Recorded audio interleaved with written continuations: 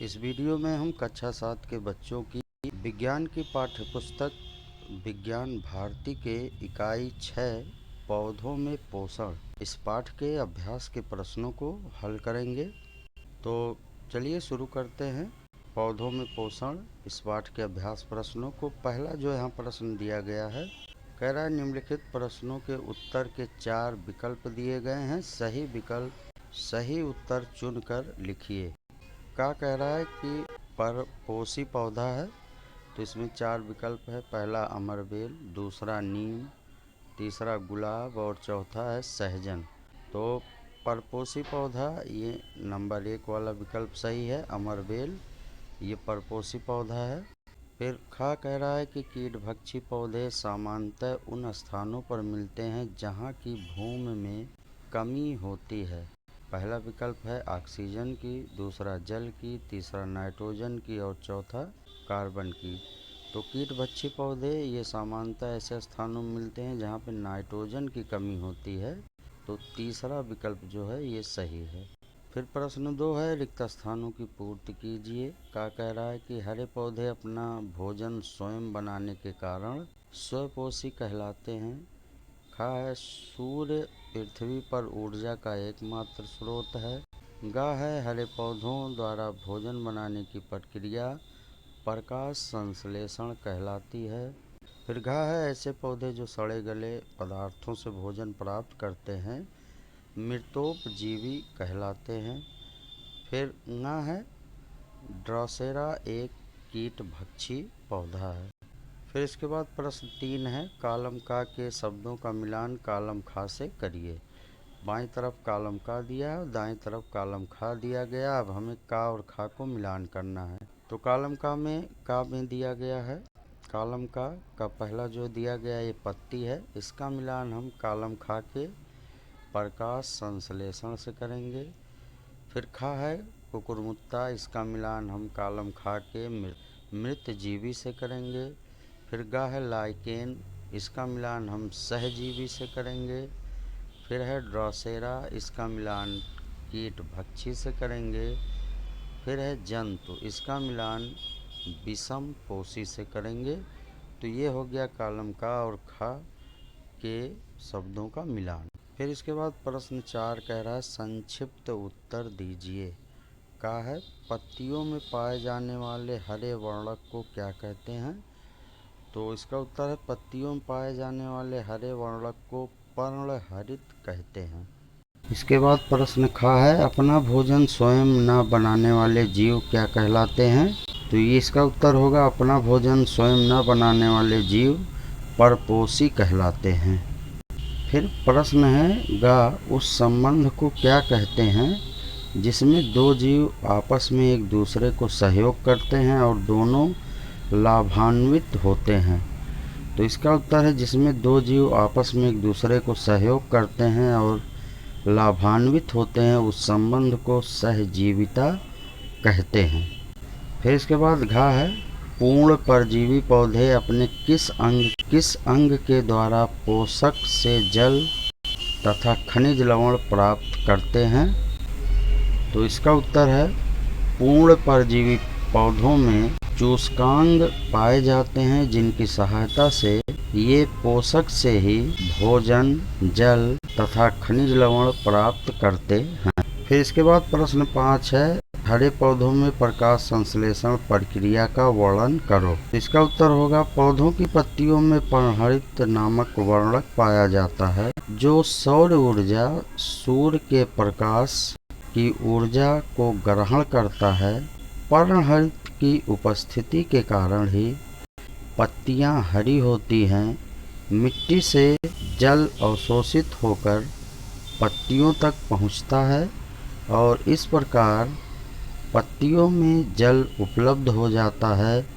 साथ ही वायुमंडल की कार्बन डाइऑक्साइड सूक्ष्म पर्णरंध्रों द्वारा पत्तियों के अंदर पहुंचती है। जब सूर्य का प्रकाश पत्तियों पर पड़ता है तो पत्तियों में उपस्थित पर्णहरित इन प्रकाश रश्मियों को अवशोषित करके जल तथा कार्बन डाइऑक्साइड गैस से मिलकर ग्लूकोज भोजन का निर्माण करते हैं और साथ ही प्राणदायिनी ऑक्सीजन गैस बनती है जो पर्णरंध्रों द्वारा वायुमंडल में निकाल दी जाती है। पौधों द्वारा भोजन ग्लूकोज बनाने की यह प्रक्रिया प्रकाश संश्लेषण कहलाती है। इस क्रिया को निम्नलिखित समीकरण द्वारा प्रदर्शित करते हैं। कार्बन डाइऑक्साइड CO2 धन जल H2O सूर्य का प्रकाश और पर्णहरित, तो इधर दाहिनी तरफ बनेगा ग्लूकोज C6H12O6 और साथ ही बनेगा ऑक्सीजन गैस O2। तो ये जो है समीकरण है प्रकाश संश्लेषण द्वारा पौधों की पत्तियों में भोजन निर्माण की प्रक्रिया का। फिर प्रश्न 6 है, किस प्रयोग द्वारा दिखाएंगे कि प्रकाश संश्लेषण की क्रिया में सूर्य का प्रकाश आवश्यक है। इसका उत्तर होगा प्रकाश संश्लेषण की क्रिया में सूर्य का प्रकाश आवश्यक है। इसे नीचे दिए गए प्रयोग द्वारा दिखाया जा सकता है। प्रयोग है, 2 चौड़े मुंह वाला कांच का गिलास लेंगे, दोनों में पानी भर के हाइड्रिला पौधे की बराबर लंबाई की एक शाखा डाल देंगे। एक गिलास को खुला रखेंगे ताकि उस पर सूर्य का पर्याप्त प्रकाश मिले। एक गिलास को काले कागज से इस तरह ढक देंगे कि इस पर सूर्य का प्रकाश न पड़े। दोनों गिलासों को लगभग 1 घंटे के लिए खुले स्थान में रखेंगे।